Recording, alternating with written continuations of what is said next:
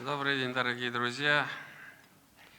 От всей души поздравляю с наступающим Днем Республики. Накануне нашего главного и всенародно любимого праздника мы по традиции вручаем государственные награды Российской Федерации и Республики Татарстан.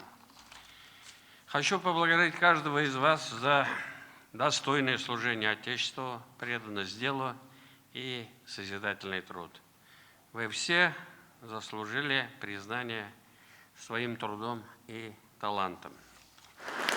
За плодотворную творческую деятельность почетное звание «Народный артист Республики Татарстан» присвоено артисту-вокалисту Татарской государственной филармонии имени Габдуллы Тукая Васильеву Владимиру Михайловичу.